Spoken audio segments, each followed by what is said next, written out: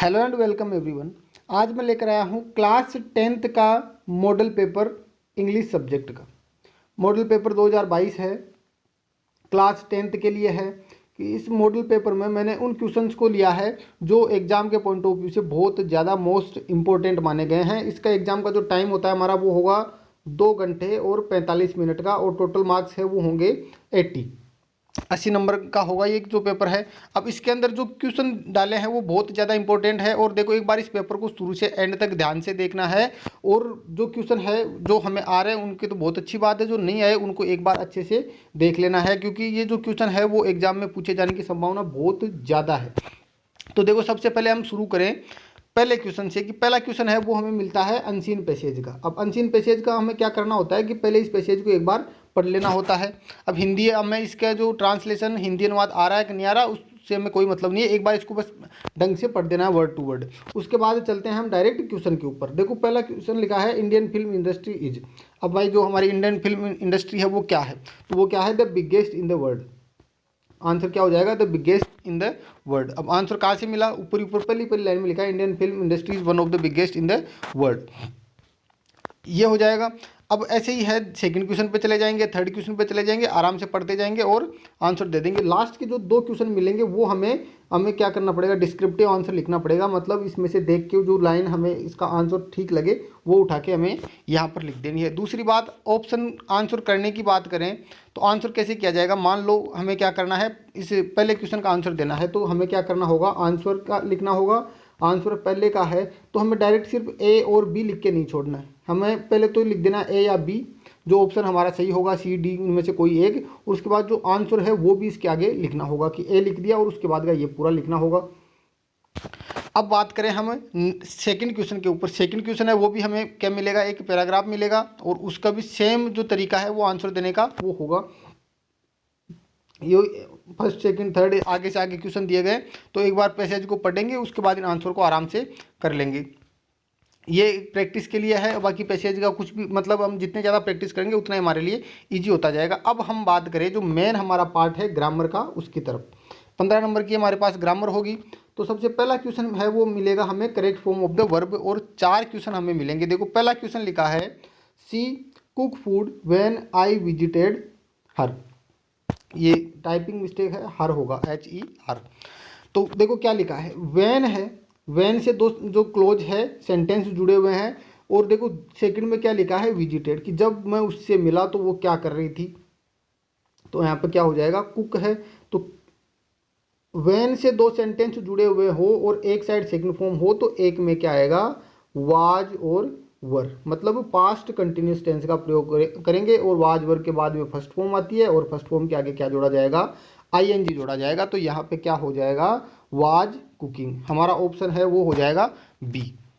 तो इसमें भी हम आंसर कैसे करेंगे, या तो बी लगा के वाज कुकिंग लिख के आएंगे, या फिर पूरा सेंटेंस लिखेंगे और वाज कुकिंग इस ब्लैंक की जगह वाज कुकिंग लिखेंगे और उसको क्या कर देंगे, अंडरलाइन कर देंगे। ये होगा हमारा आंसर करने का तरीका। नेक्स्ट क्वेश्चन लिखा है द ट्रेन स्टार्ट बिफोर। देखो बिफोर से कोई भी सेंटेंस 2 क्लोज जुड़े हुए हो तो बिफोर का मतलब क्या होता है। पहले अगर आपने करेक्ट फॉर्म की जो एक्सरसाइज का जो मैंने वीडियो डाल रखा है अगर वो देखा है तो फिर आपको कोई उसमें आंसर करने में कोई प्रॉब्लम नहीं होगी। तो बिफोर का मतलब क्या होता है, पहले। तो पहले तो क्या करना है, हमें हेड के साथ में कौन सी फॉर्म का प्रयोग करना है, थर्ड फॉर्म का प्रयोग करना है। तो देखो हेड के साथ थर्ड फॉर्म का ऑप्शन कौन सा है हमारे पास, हेड स्टार्टेड। अगर मान लो यहाँ पर क्या होता, आफ्टर होता। अब हमें पता है इस आफ्टर का मतलब क्या होता है, आफ्टर का मतलब क्या होता है, बाद में। तो याद रखना कि आफ्टर का मतलब बाद में, तो हेड थर्ड भी कहाँ आएगा, बाद में आएगा। आफ्टर का मतलब बाद में, तो हेड थर्ड बाद में। आफ्टर बिफोर का मतलब पहले, तो हेड थर्ड पहले।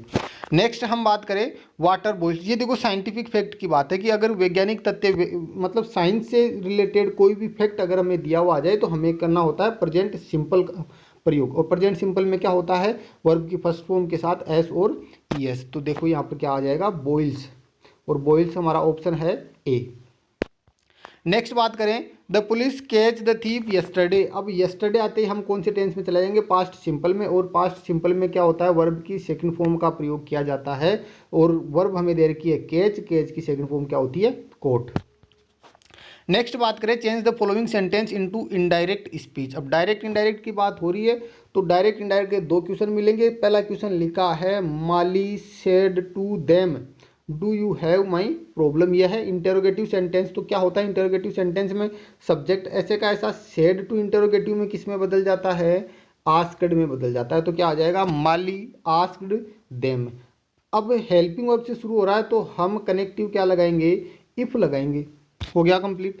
अब क्या है, सब्जेक्ट हेल्पिंग वर्ब पहले सब्जेक्ट बाद में, तो दोनों का जो स्थान है उनको क्या कर देंगे, हम इंटरचेंज कर देंगे। यू पहले आ जाएगा और डू बाद में। अब बात करें यू को चेंज करने की।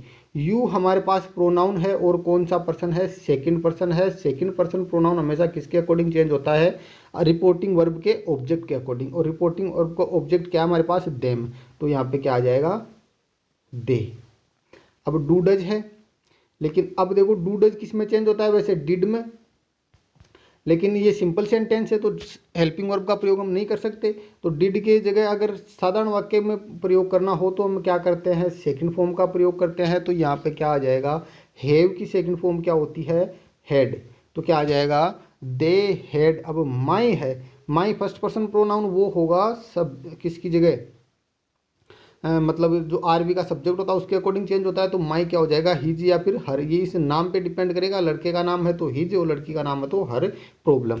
ये हो गया पहला। सेकंड लिखा है the teacher said 2 and 2 makes 4। अब देखो ये क्या है, ये ईडियम फ्रेज हो, मतलब हिस्टोरिकल फैक्ट हो, हैबिचुअल एक्शन हो, या फिर यूनिवर्सल ट्रूथ हो, साइंटिफिक फैक्ट हो, ऐसे सेंटेंस अगर आरएस में मतलब रिपोर्टेड स्पीच में मिल जाए, ये जो 4 नाम अभी 5 नाम मैंने अभी बोले वो 5 नाम मिल जाए तो इनमें कोई चेंज नहीं करते, ऐसे का ऐसा लिख देते हैं। अब बात करें रिपोर्टिंग वर्ब की, तो द टीचर सेड। अब देखो सेड के आगे ऑब्जेक्ट नहीं दिया तो सेड को भी हम चेंज नहीं करेंगे। तो क्या हो जाएगा, द टीचर सेड। कनेक्टिव साधारण वाक्य में किसका प्रयोग करते हैं, कनेक्टिव दैट का। तो क्या आ जाएगा, द टीचर, क्या होगा इसका, the teacher said that 2 and 2 makes 4।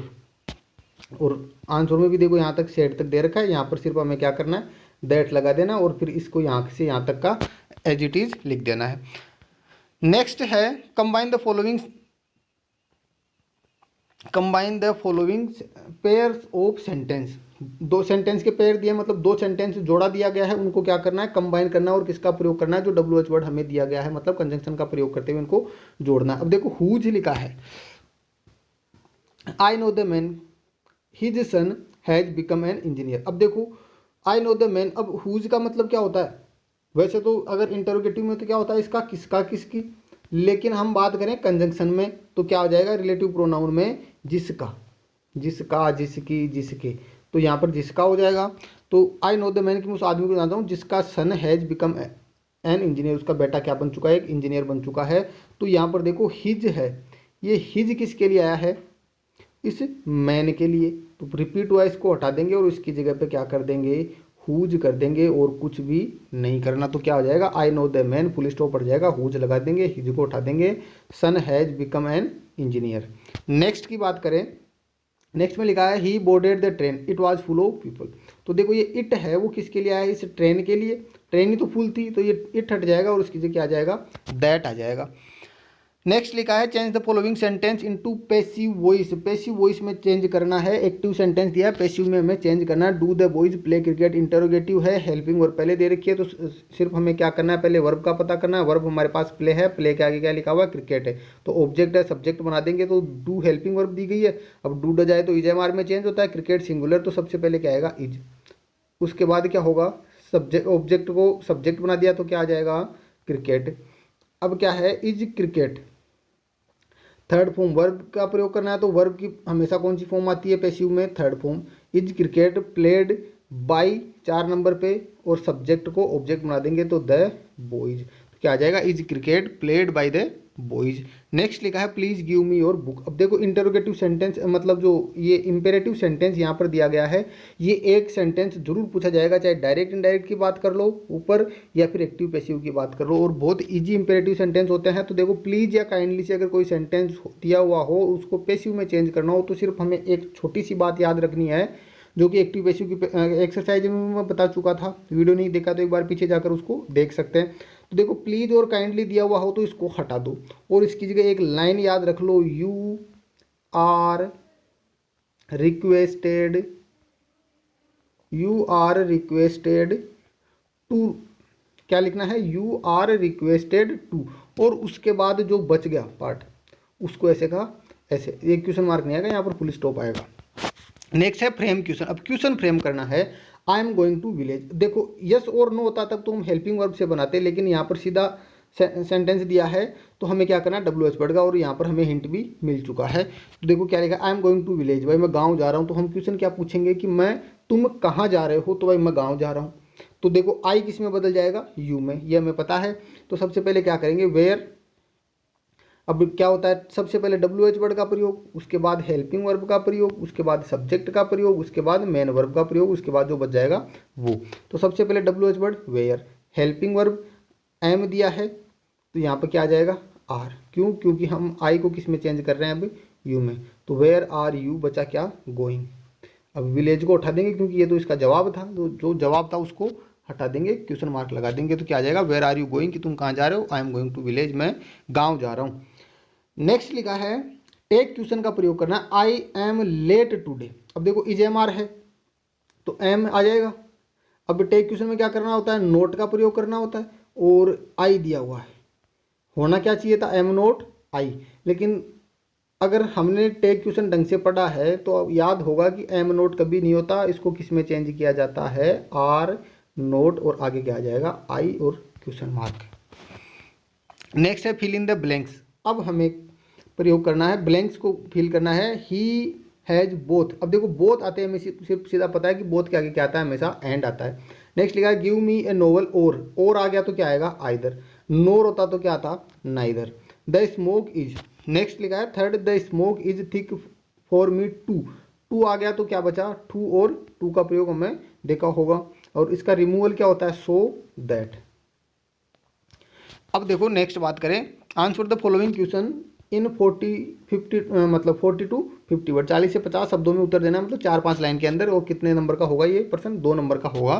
देखो लिखा है, अब देखो इसमें मैंने एक एक क्वेश्चन एक्स्ट्रा ऐड किया है।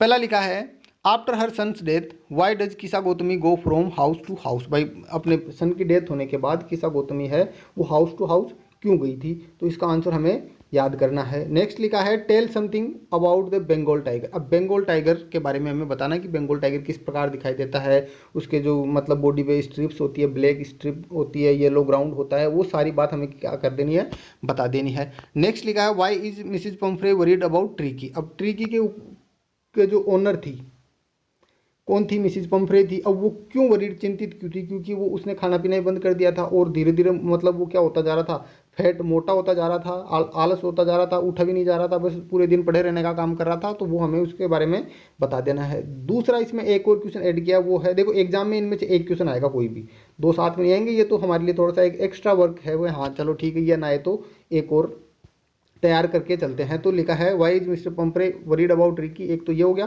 दूसरा है how was the treatment of Tricki started, या फिर भाई उसका जो ट्रिकी जो डॉग था उसका ट्रीटमेंट किस प्रकार हुआ था, उस डॉक्टर ने कैसे ट्रीटमेंट किया था, वो उसके बारे में बता देना है। भाई उसको खाना पीना नहीं दिया था, सिर्फ पीने के लिए पानी दिया जाता था। नेक्स्ट जो 13th क्वेश्चन है वो ये है why did Hari Singh take a new name every month. Hari Singh अपना नाम क्यों मतलब हर महीने चेंज क्यों करता था। बहुत ज़्यादा मोस्ट इंपॉर्टेंट क्वेश्चन है ये इस पार्ट का। तो लिखा है हरी सिंह जो चोर था वो अपना नाम चेंज क्यों करता था। तो मैं थोड़ा सा एक्सप्लेन कर देता हूँ, बाकी आपको याद कर लेना है, क्योंकि वो एक चोर था। अब चोर क्या करता है, अपना नाम, वो अपनी आइडेंटिटी है वो बार बार चेंज करता है। क्यों, क्योंकि एक तो वो पुलिस से बचा रहेगा, और जो फॉर्मर एम्प्लॉय है, मतलब जिनको वो पहले लूट चुका है, चोरी कर चुका है, जिनके साथ वो धोखा कर चुका है, वो उसको पकड़ ना सके, ये हो जाएगा। व्हाट क्यूरियस एपिसोड ओकर इन द स्टडी। क्यूरियस मतलब जब वो एकदम ये है उस ग्रिफिन वाले फुटप्रिंट्स विदाउट फीट में से है कि भाई उसे एकदम शांति का माहौल था कमरे में, घर में, और अचानक क्या हुआ था कि यहाँ आवाज़ आई थी, चेयर के गिरने की आवाज़ आई थी, वो सब दरवाज़ा खुलने की, बंद होने की, ये सब उसके अंदर बता देना इस चैप्टर का। ये भी इंपॉर्टेंट क्वेश्चन है। दूसरा है why does Mrs hello find the scientist eccentric. भाई जो उनका जो वैज्ञानिक था वो थोड़ा सा उनको अजीब किस प्रकार लगा था, ये हो जाएगा इस चैप्टर का क्वेश्चन। अब लिखा है 15th क्वेश्चन।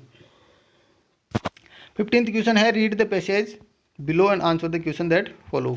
तो ये किस्सा गौतमी वाले चैप्टर में से दिया गया है। अब ये पहले पैसेज पढ़ेंगे और उसके बाद जो इसके क्वेश्चन दे रखे हैं दो नंबर के क्वेश्चन होंगे, 2 क्वेश्चन होंगे, तो ये आराम से पैसेज पढ़ेंगे और इसका आंसर दे देंगे। नेक्स्ट लिखा है 16, ये भी हमारी बुक में से, ये रामलाल बोली वाले चैप्टर में से है। तो ये भी why was Ramlal worried about बोली, इस क्वेश्चन को आंसर एक बार तो इस पैसेज में से मिल जाएगा, हमें कोई दिक्कत नहीं है, लेकिन इस क्वेश्चन को हमें याद भी कर लेना है क्योंकि ये इंपॉर्टेंट क्वेश्चन है, ये डायरेक्ट वहाँ भी पूछा जा सकता है। अब क्या है 17th क्वेश्चन है, ये हमें स्टेंजा मिलेगी, जो हमारी पोइम है 8-9 पोइम में दे रखी है, उन पोइम में से स्टेंजा आएगी और स्टेंजा के नीचे 2 क्वेश्चन मिलेंगे। इन क्वेश्चन का आंसर इस स्टेंजा को पढ़ के देना पड़ेगा। तो ध्यान रखना कि ये स्टेंजा में से डायरेक्ट आंसर नहीं मिलेगा, ये हमारे मतलब जो हमें अब तक का कितना नॉलेज हुआ है वो और हमने कितनी उस पोइम को कितने अच्छे से पढ़ा है, तो वो आराम से उसको देखकर कर सकते हैं। तो इसके लिए हमें क्या करना पड़ेगा, जो हमारे पास कोई भी गाइड है, पासबुक है, तो उसमें जहाँ पोइम दे रखी है उसके जहाँ पोइम खत्म होती है उसके बाद में स्टेंजा, छोटी छोटी स्टेंजा बना के उनके नीचे क्वेश्चन दे रखे हैं, तो वहाँ से एक बार प्रैक्टिस करके जरूर जाएं। नेक्स्ट 18th भी स्टेंजा का ही मिलेगा। अब है सेक्शन सी की बात करें, answer the following question in 100 word, मतलब 100 शब्दों में, मतलब लगभग 8 से 10 लाइन में आंसर देना है। और कितने नंबर का होगा, ये 3 नंबर का होगा। तो पहला है why was the young seagull alone on his ledge, ये अलोंग नहीं है, अलोन आएगा। लेज मतलब जो उस पहाड़ की जो चोटी पर किनारे पर वो बैठा हुआ था, वहाँ पर अलोन क्यों था, क्योंकि वो उसके जो भाई बहन वो थे, अब उसके माता और पिता के साथ में वो क्या करना शुरू कर चुके थे, उड़ना सीखना शुरू कर चुके थे, उनकी ट्रेनिंग स्टार्ट हो चुकी थी। और ये क्या कर रहा था, वो डरता था, इसलिए वो वहीं पर बैठा हुआ था। What did the young seagull see the day before, एक दिन पहले उसने क्या देखा था, वो भी यहाँ पर बताना है। नेक्स्ट लिखा है how did Lencho react after receiving the money, by Lencho वाले पार्ट में से, शुरू वाले पार्ट में से, लेटर टू गॉड में से, कि उस लेंचो का बिहेव कैसा था, क्या रिएक्शन था जब उसको वो जो मनी मिली थी, जो उसने गॉड को लेटर लिखा था पैसे के लिए, जो नुकसान हुआ था उसके लिए, तो उसके लिए क्या क्या रिएक्शन था, कि हाँ उसको थोड़ा गुस्सा आया था, खुश नहीं हुआ क्योंकि उसको जितने पैसे मांगे थे उससे कम मिले थे। तो ये क्वेश्चन हम आराम से याद कर लेंगे। Draw character sketch of post master, ये क्वेश्चन बहुत ज़्यादा मोस्ट इंपॉर्टेंट है, कैरेक्टर स्केच बताना उस पोस्ट मास्टर का। नेक्स्ट लिखा है how did Peggy make fun of Wanda, जो पेगी है वो किस प्रकार उसका वांडा का जो मजाक थी वो बनाती थी। और what is the theme of the story, ये दोनों क्वेश्चन बहुत ज़्यादा मोस्ट इंपॉर्टेंट है। नेक्स्ट बात करें, what do you know about Anne family, Anne Frank की फैमिली है उसके बारे में आप क्या जानते हैं। Why did she start to write in a diary, भाई उसने डायरी लिखना क्यों शुरू किया था, ये दोनों क्वेश्चन भी इंपॉर्टेंट है, याद करेंगे इनको। How was the entry of the bakers in the morning and how does a baker look in appearance, भाई उनकी एंट्री किस प्रकार होती थी और उनकी अपीयरेंस कैसे थी, दोनों क्वेश्चन बहुत अच्छे क्वेश्चन है। How did Matilda arrange jewellery for the ball, वो उस प्रोग्राम में जाने के लिए, पार्टी में जाने के लिए उसने किस प्रकार ज्वेलरी अपनी फ्रेंड से वो बोरो किया था, उधार लेके गई थी। How did Loisel repay the for the lost necklace, अब वो नेकलेस खो गया था उससे, तो उसने उसको रीपे कैसे किया, भुगतान किस प्रकार किया। ड्रॉ कैरेक्टर स्केच ऑफ भोली, ये बताना है। Why was Ramlal worried about भोली, इस क्वेश्चन के बारे में मैंने अभी बताया था ऊपर, तो ये क्वेश्चन भी याद करेंगे। अब है थिंक टैंक वाले पार्ट में से द बुक दैट सेव्ड अर्थ, इस चैप्टर में से इसमें से 2 क्वेश्चन जरूर पूछे जाएंगे। 3 नंबर का एक क्वेश्चन होगा, ये जो लेसन है वो 3 नंबर का है, एक क्वेश्चन जरूर मिलेगा इस चैप्टर में से। How did the book mother Ghosh save the earth, ठीक है, ये क्वेश्चन आ जाएगा। नेक्स्ट लिखा है हाउ डज थिंक टैंक, भाई वो उस एक किताब ने अर्थ को किस प्रकार बचाया था वो बताना है। दूसरा है how does Think Tank wish to be saluted, वो किस प्रकार की विश रखता था सैल्यूट करने की अपने जो उनके साथ के जो लोग थे उनके ऊपर। अब है लेटर, कि अपने फादर को एक लेटर लिखना है, रिक्वेस्ट करनी है उनसे 5000 रुपये भेजने के लिए, किसके, हॉस्टल रेंट के। आपका नाम विनय बताया गया है जो कि बॉयज़ हॉस्टल में रहता है, ये लेन नंबर 5x4 ये दिया गया है, और नाम बताया गया है मिताली। और दूसरा है write a letter to the editor of a newspaper complaining about the pollution caused by the burning plastic waste in your locality, बाई जो कॉलोनी के लोग हैं वो प्लास्टिक जो वेस्ट होते हैं उनको जलाते हैं, उनसे जो पोल्यूशन होता है उनके ऊपर है। तो ये भी दोनों लेटर है वो बहुत इंपॉर्टेंट है। और याद रखें ईमेल है वो मैं आपको जल्दी ही नेक्स्ट वीडियो बना के दूंगा, उसके अंदर मोस्ट इंपॉर्टेंट जो ईमेल है, स्टोरीज है और पैराग्राफ है वो बताऊंगा, लेकिन एक ईमेल आपको अथवा में ज़रूर मिल जाएगा। अब लिखनी है हमें स्टोरी ए लॉइन स्लीप, मतलब ये कौन सी है, लॉइन एंड माउस की स्टोरी है। लैम रिवर ये एक याद करनी है, लॉइन एंड माउस से पहले से आ गई थी। एक स्टोरी और है मोस्ट जो इम्पोर्टेंट है वो कौन सी है, क्लेवर कैप सेलर। वो भी हमें याद रख लेनी है। नेक्स्ट लिखा है राइट ए पैराग्राफ, मतलब पैराग्राफ लिखना है 80 वर्ड में, वही 4 नंबर का होगा। पहला हमें याद किसके ऊपर करना है, माई विलेज के ऊपर, माई विलेज का याद कर लेना है। सीन ऑफ रेलवे प्लेटफॉर्म की, रेलवे प्लेटफॉर्म का दृश्य किस प्रकार होता है, वहाँ पे क्या क्या एक्टिविटीज़ होती है वो। एंड माई फेवरेट हॉबी, ये 3 जो हमारे पास पैराग्राफ है वो हमें याद कर लेंगे। उम्मीद है ये पेपर आप एक बार अच्छे से पढ़ने की कोशिश करेंगे। एक पेपर और आपको मिल जाएगा लगभग, मतलब चांस मान के चलें कि भाई हाँ इस पेपर से बाहर कुछ भी नहीं पूछा जाएगा। तो एक बार ध्यान से इन सारे क्वेश्चंस को पढ़ेंगे, इनकी प्रैक्टिस करेंगे, पैसेज की प्रैक्टिस करेंगे। नेक्स्ट मिलते हैं एक और नए पेपर के साथ में, तब तक के लिए गुड बाय, टेक केयर।